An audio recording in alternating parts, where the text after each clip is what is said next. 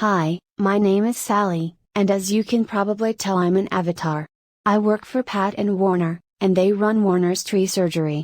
Warner has been treating sick trees for over 50 years, and Pat has been answering the phone, talking to the customers, and lining up work, and basically doing everything else that needs to be done. Warner is making a series of videos that hopefully contain all the things he's learned about trees over the last 50 years. This is the first one. It's about the danger the ash fly poses to Chinese elm trees. If you would like to help us get the word out to other people, this would be a good time to like this video and subscribe to our channel. Thank you.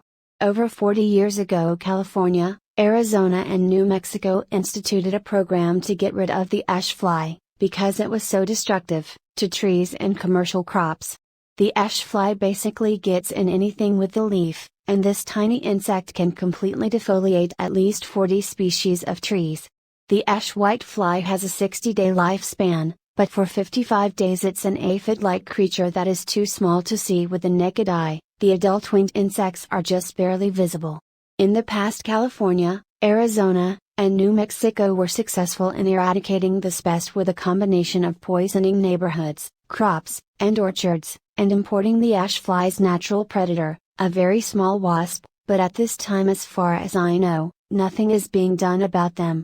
It's hard to see the ash fly on Chinese elm trees unless you know what you're looking for. In the past, aphids would infest Chinese elm trees' leaves, and if you touch them, they would feel sticky. Well, the ash fly does the same thing.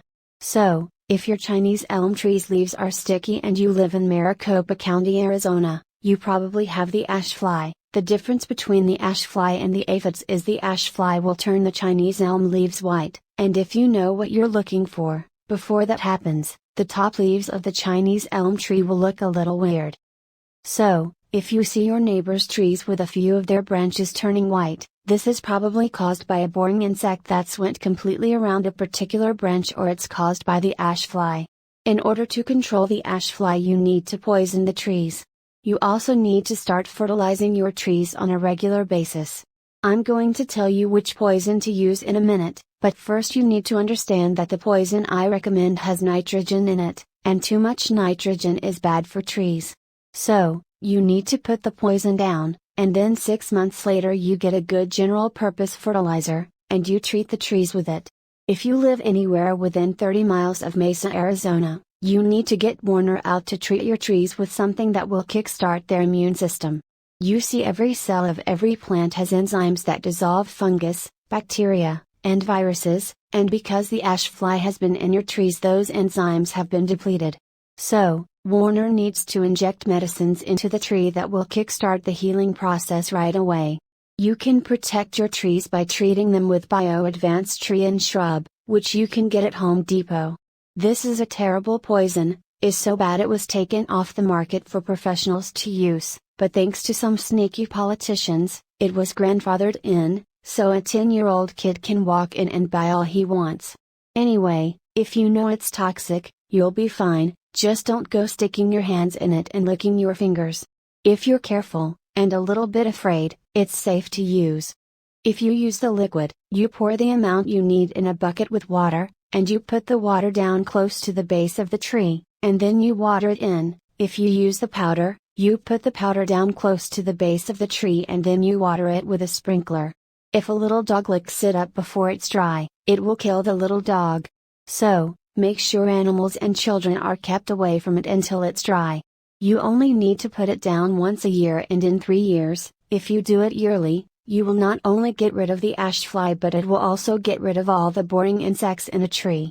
There's one more thing I need to tell you. Every place in the world where it rains, the water falls off of the trees at the drip line, and because that's where the water falls, that's where the roots that pick up the micronutrients develop, and all the instructions you get for the fertilizers tell you to put the fertilizer out at the drip line.